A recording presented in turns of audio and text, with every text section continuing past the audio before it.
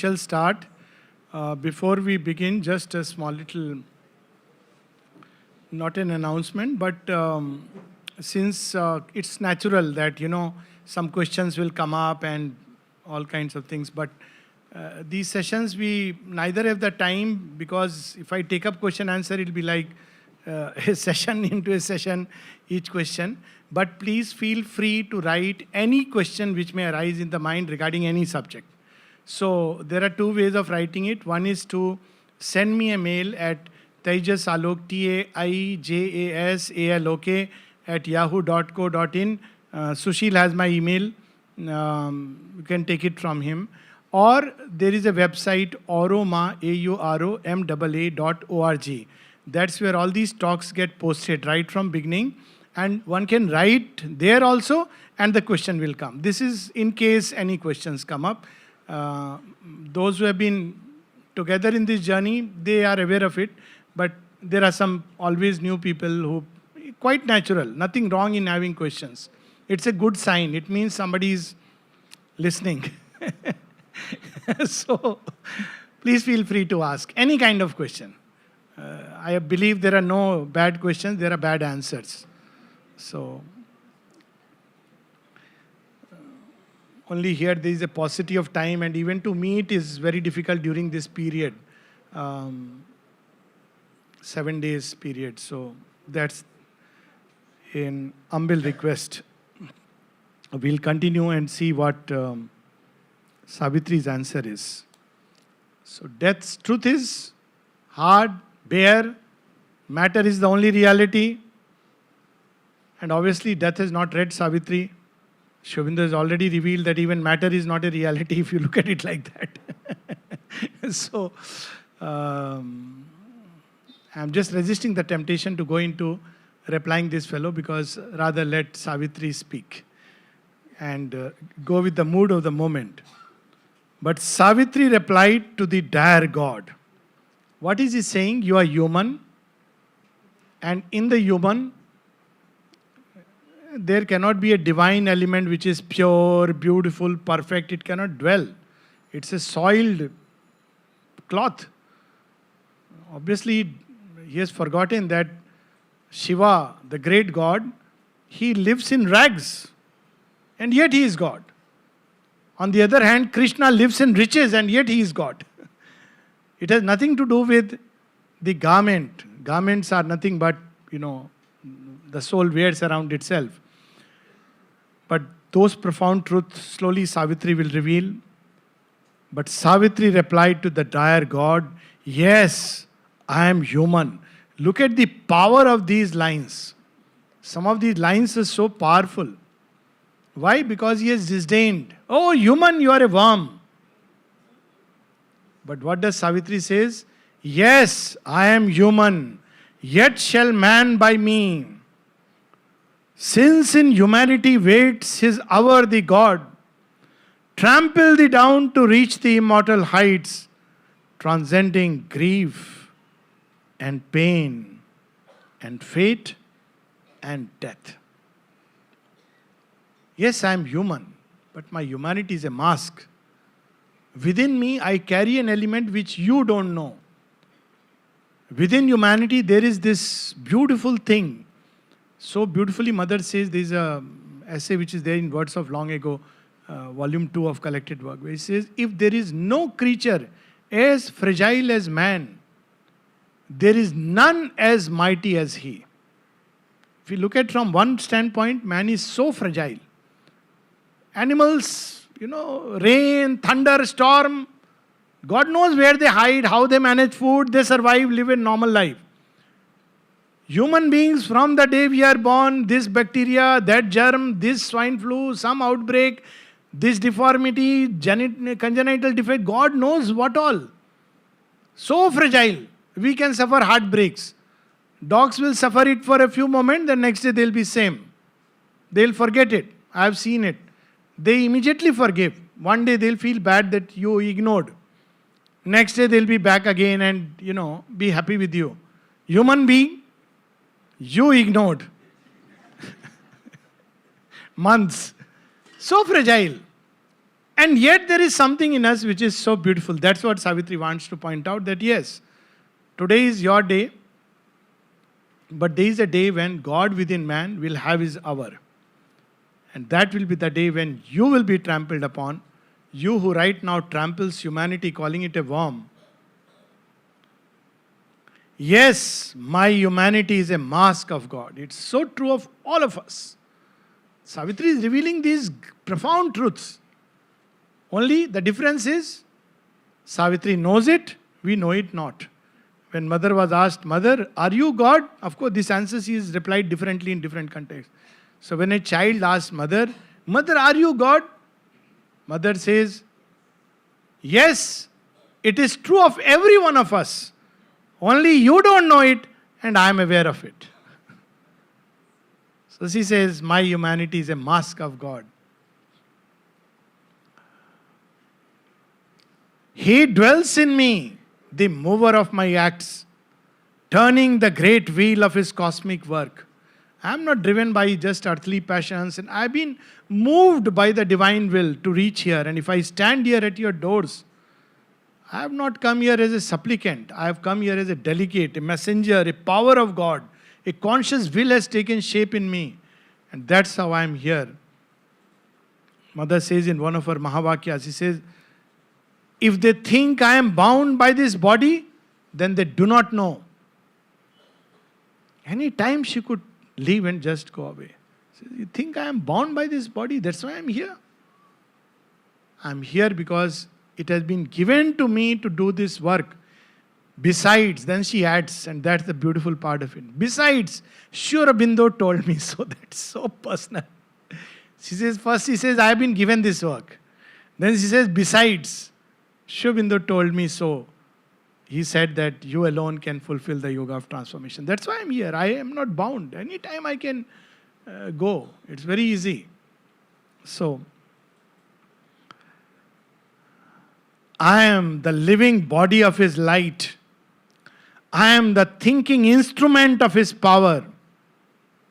I incarnate wisdom in an earthly breast. I am his conquering and unassailable will. This is the change we have to bring inside. This instrument, thinking instrument, we have lent it to death.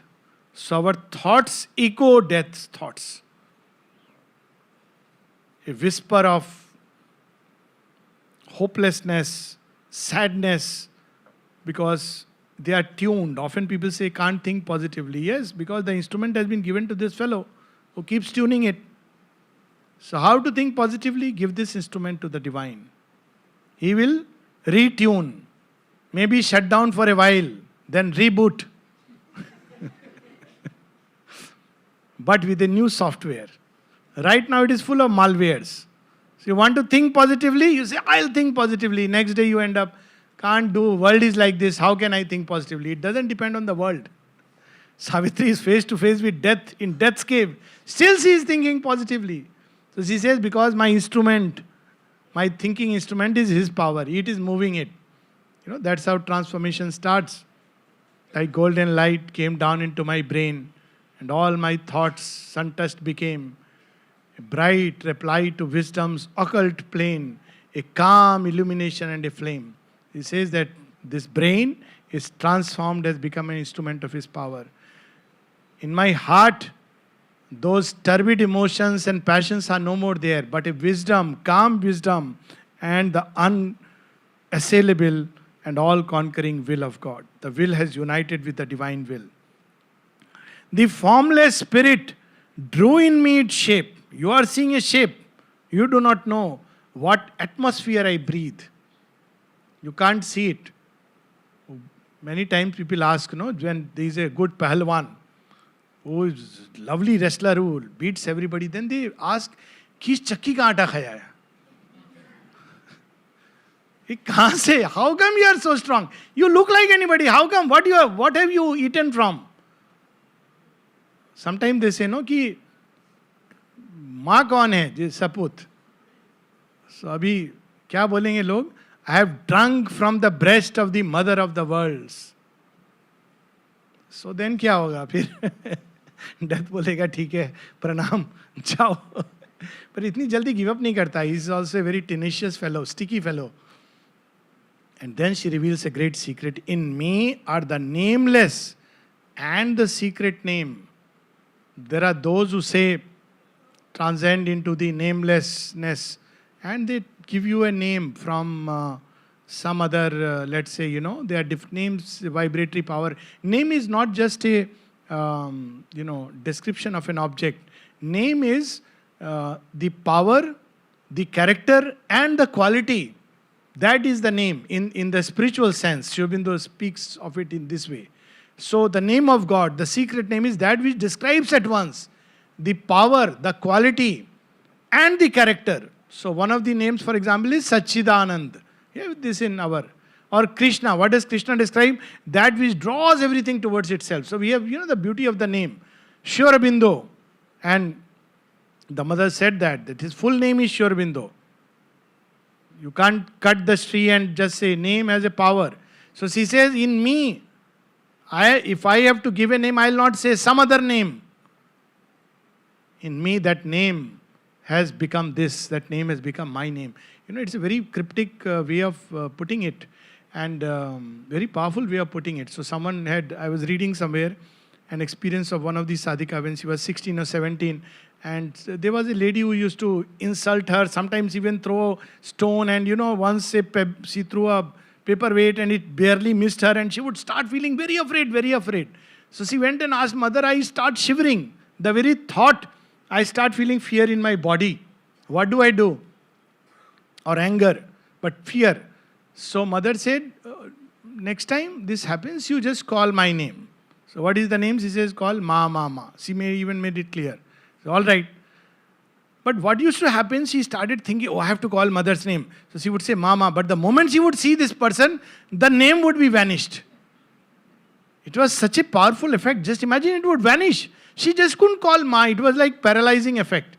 Otherwise she would remember, now I may see, so I will call Mama. But the moment she would come nearby, she would as if snatch away the name. This how.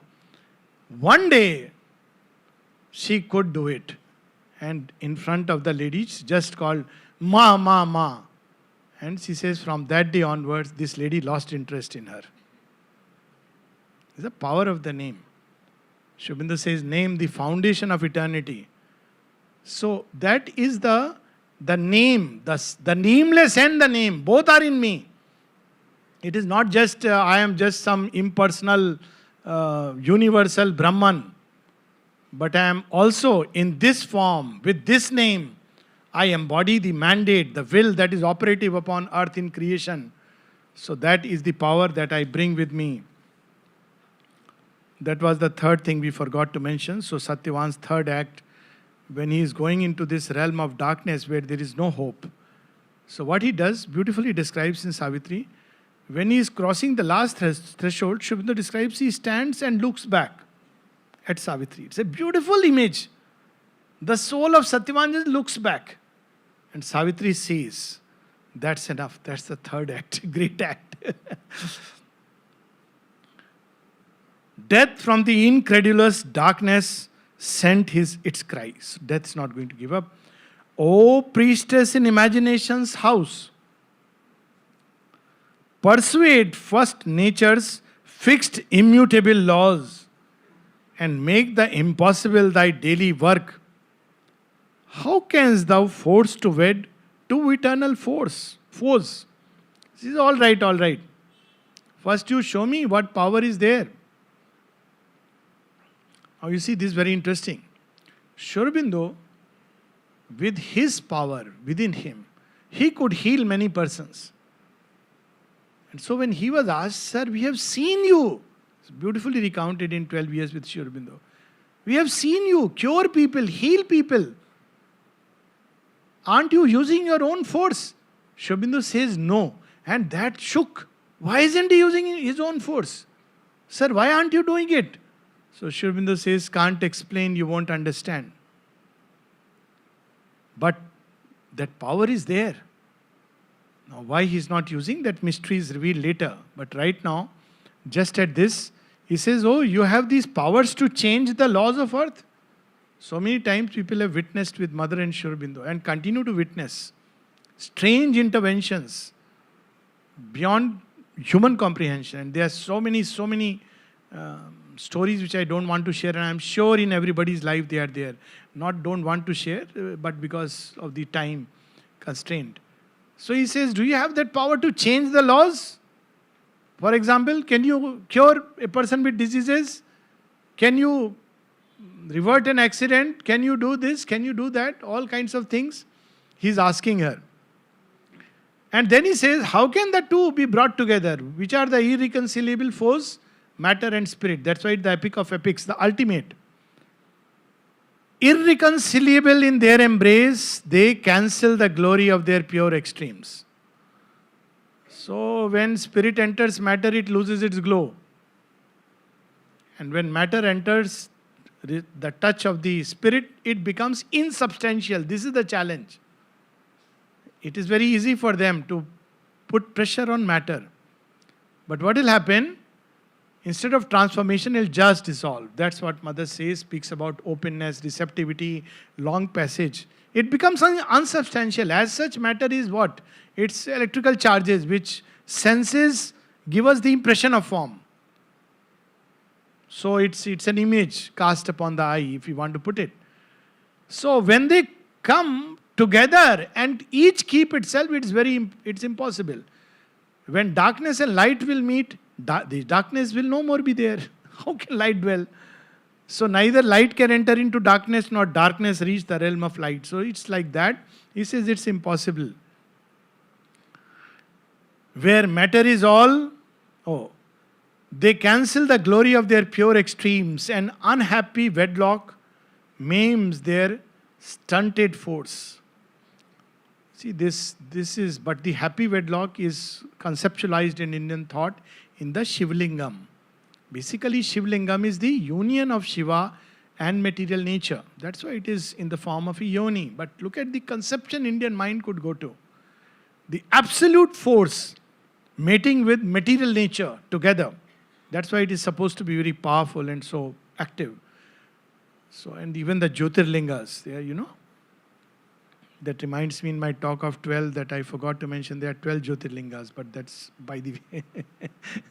Suddenly things come up. So, he says that the two cannot come together. It's an unhappy wedlock. How shall thy will make one the true and false? He says all great ascetics have declared matter is an illusion. World is an illusion. Jagat mithya. How can true and false be together true? And all the materialists have declared that spirit is illusion or a hallucination. How can you possibly reconcile the two? It's not possible. He is asking her because he is a very qualified fellow. And like all qualified fellow, he is a fool. The reason is that the more qualified we are, the more foolish we become because we lose common sense. And we sometimes, I am telling you it's true, we are stuck in this idea that what I have read, what I have understood, that alone is true. We are qualified. How dare somebody can, ask all the psychiatrists in the world. I was told when I entered into post-graduation and I said I'm interested in yoga. Yoga, don't talk about it in this department. So, few months back, my guide in psychiatry called me up, said, Alok, do you recognize me? I said, I don't. So he said, I'm so and so. I said, I'm so happy. He said, I'm so happy to know that finally you could. I said, sir, I always knew, but I had to keep mum and quiet. Now I can tell him freely.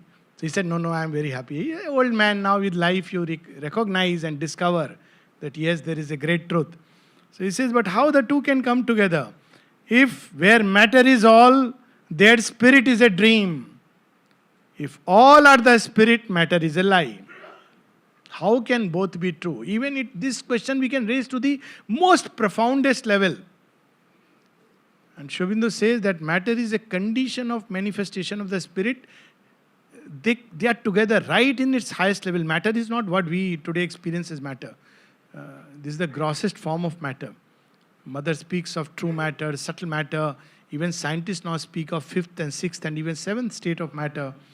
So, of course, death probably knows a little bit of this. If all are the spirit, matter is a lie. And who was the liar who forged the universe? Now this is an aside.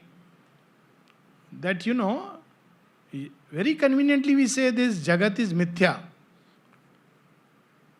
So who created this lie? This is a very interesting question.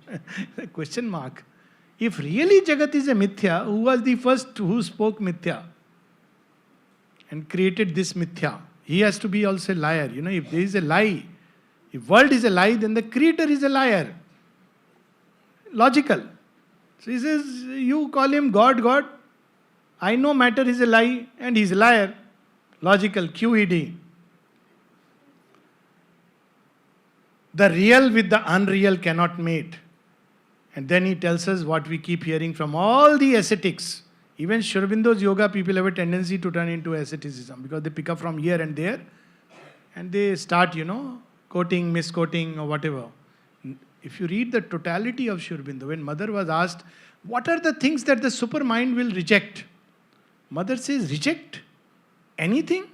Will it reject anything at all? Then she says, if you accept what Sri Aurobindo has revealed, then it will reject nothing. It will transform everything. It will uplift everything. She will reject nothing. Then she says, perhaps it will reject the artificiality and the hypocrisy.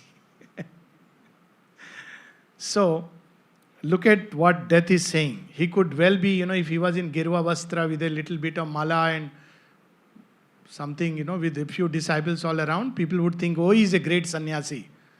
Look what death is saying. He who would turn to God must leave the world. He who would live in the spirit must give up life. He who has met the self renounces self. So Rama is not a self-realized person. Krishna certainly not, because he author of a great war. There are people I won't name. I don't want to be beaten up. No.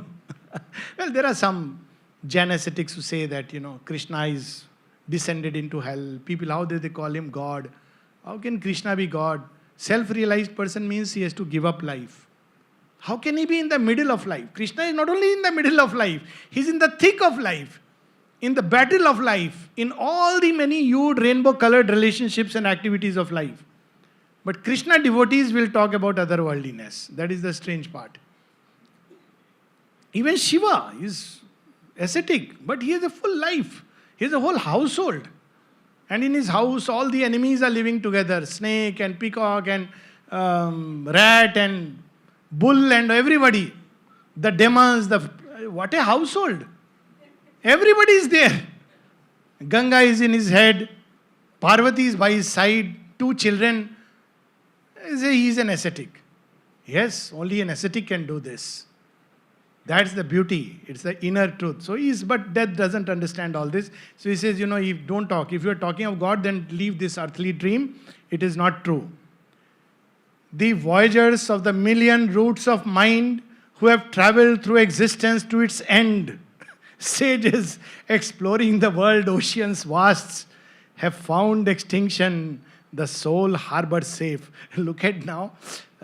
One is that voyagers through the many routes of mind. It's like, those who have dwelt in all kinds of thoughts. They've read all the possible commentaries on Vedanta.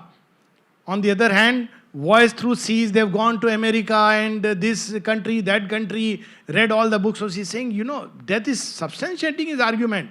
He says, I am not the only one who is saying. All the sages who have gone through the uncharted routes of mind. They have published their research in the latest journals. Savitri, you may not have read, so I am telling you. What have they declared? Now he wants to give a grand. They said, extinction is the sole harbor, safe. There is no other way out. 2 only are the doors of man's escape. Death of his body, matter's gate to peace. Death of his soul, his last felicity. In me, all take refuge, for I, death, am God. So he says, it's not only me. If you don't believe me, I'll show you all the journals, They all have declared, all these sages, not only scientific studies, Vedantic studies, I'll make you meet Babas and Mandaleshwars and Mahamandaleshwars, and they will all tell you in one voice, this cannot be. So, but Savitri, such a beautiful thing. Where is the secret? Why they missed all these, the uncharted roots of mind? See, they have all gone into mind, through the mind. He has said, mind's root. Now, if we can take that approach, Mother says a very long approach, plenty of hazes and mazes. You cannot, mind will pick up one truth and exclude the other. It goes as either or. So either there is divine or there is world. It cannot discover the reconciling unity. But Savitri has taken another route. So she says, death, I know all these sages.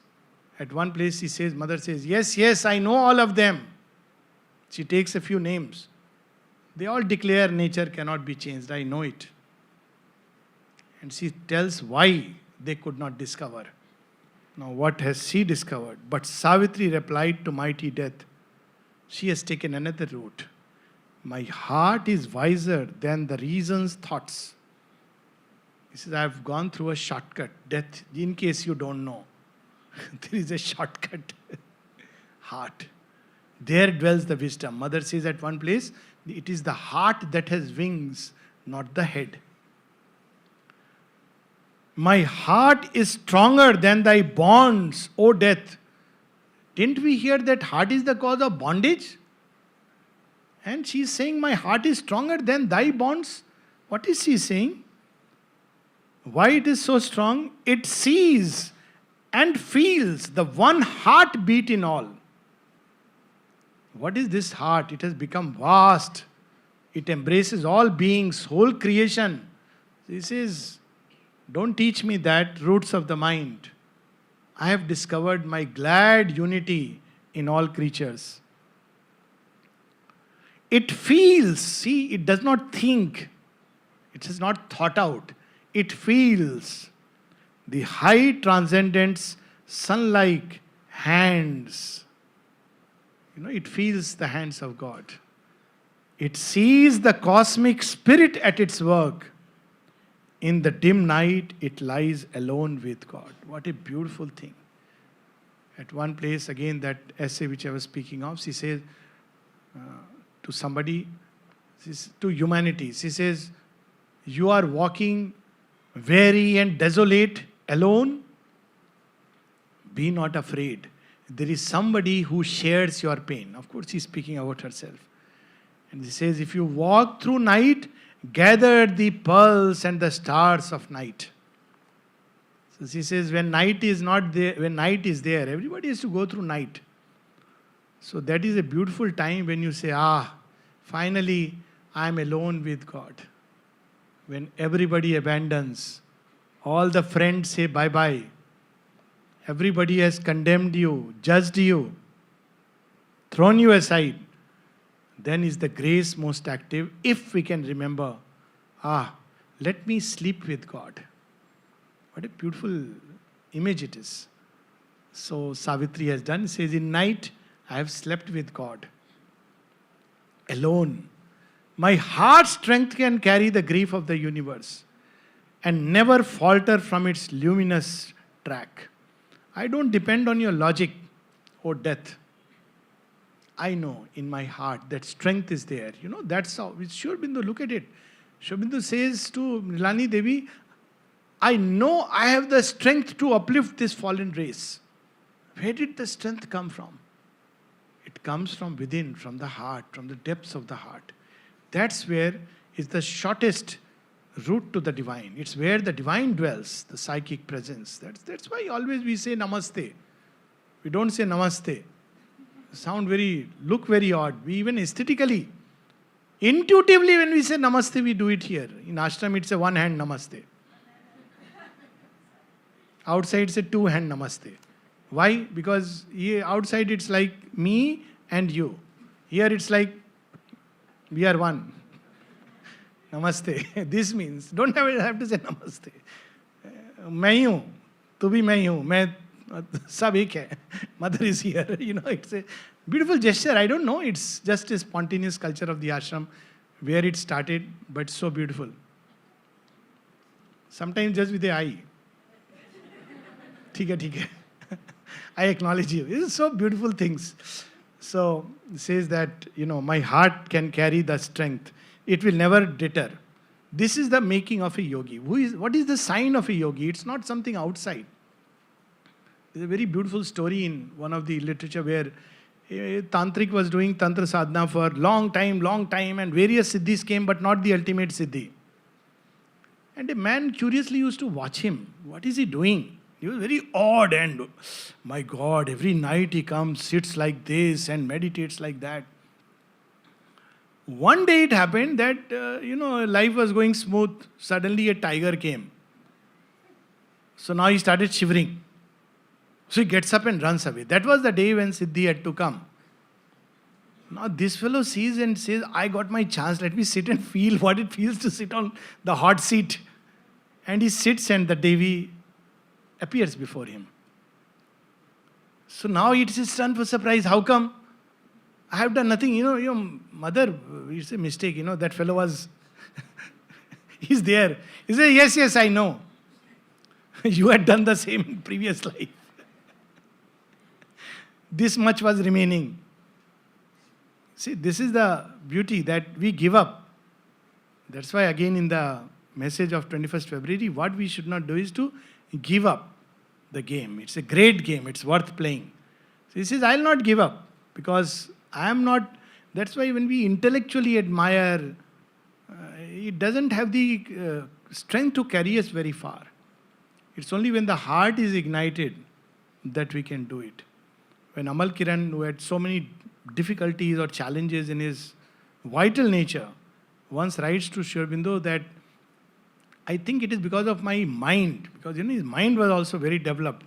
Intellectual capabilities that I have been able to hold on to the yoga. Sri Aurobindo says, no, on the contrary, it is because of your heart. And then he remembers and he recounts very interestingly. He says, I had a tendency to fall at anybody and everybody. Now I am not qualifying it further. He says, but one day I fell at mother's feet in that process. She is the beauty of beauties. And that was the end of the journey. So that only the heart can do. Just give itself to the divine and say, I am yours.